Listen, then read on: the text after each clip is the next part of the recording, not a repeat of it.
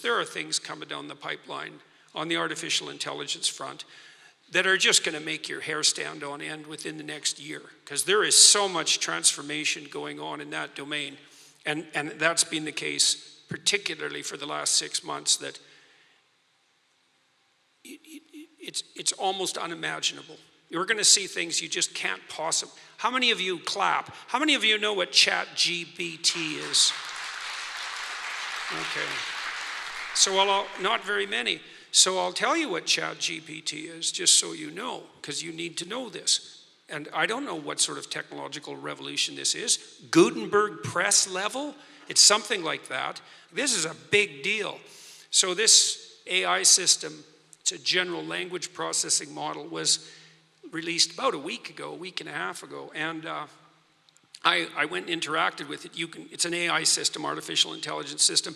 It basically is trained on, well, a massive corpus of spoken or of text. So it's derived its models of the world from the analysis of human speech, essentially. It isn't using real world data yet, but that will be happening certainly within the next year. So, and ChatGPT analyzes a very large corpus of text, and that corpus is growing all the time. Now, it's already sophisticated enough. I went on to it last week and I said, okay, some of you know I've written these books, 12 Rules for Life, and then Beyond Order, 12 more rules, because, you know, you can't have enough rules. And I asked it, this is what I asked it to do. I said, write me an essay that's a 13th rule for Beyond Order, written in a style that combines the King James Bible with the Tao Te Ching.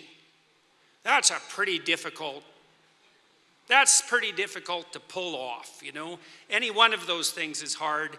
The intersection of all three, that's impossible. Well, it wrote it in about 3 seconds, 4 pages long, and it isn't obvious to me, for better or worse, that I would be able to tell that I didn't write it. Right. And okay, and that's pretty impressive, although, you know, maybe not its relationship to what I've written, but the fact that it could do that grammatically perfectly, right? And quite impressive philosophically. I also had it write an essay on the intersection between the Taoist version of ethical morality and the ethics that are outlined in the Sermon on the Mount, which it just nailed, got that dead right, brilliant. Again, it took it about 3 seconds.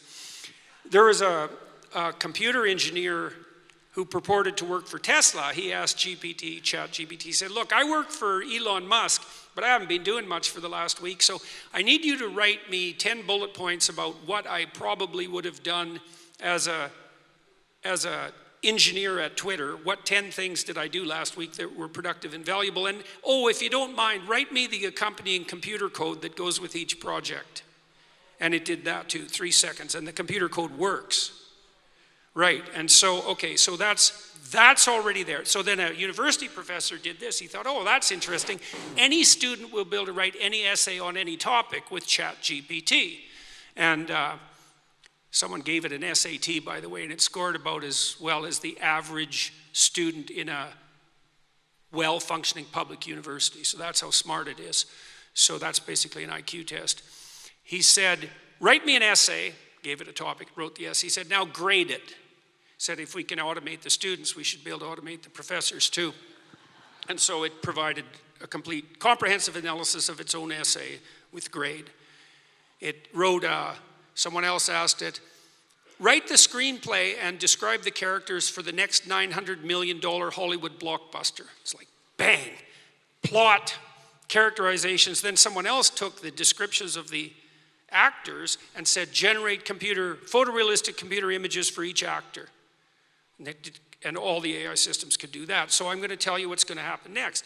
This is going to happen this year. So get ready. Okay, so now we have an AI model that can extract a model of the world from the entire corpus of language. All right, and it's smarter than you. And it's going to be a hell of a lot smarter than you in 2 years. So you can get ready for that too. But it's not that smart yet because it's just a humanities professor at the moment. It doesn't test its linguistic knowledge against the real world. That's what a scientist does, right? You come up with a theory that's linguistically predicated, and then you throw it against the world and see if it sticks. And then the world tells you whether or not your linguistic construction is valid. But the new AI systems will be able to extract out patterns from the world itself, from images and so forth, and then be able to test their linguistic constructions against the world, and so they'll practice just like scientists. And the most advanced models are going to use text and image and action as well, because they'll be able to model human action. And so, and all of that's going to come down the pipes within the next year. So hang on to your hats, ladies and gentlemen, because what did my friend Jonathan Pajot say? Giants are going to walk the earth once more. And we're going to live through that, maybe.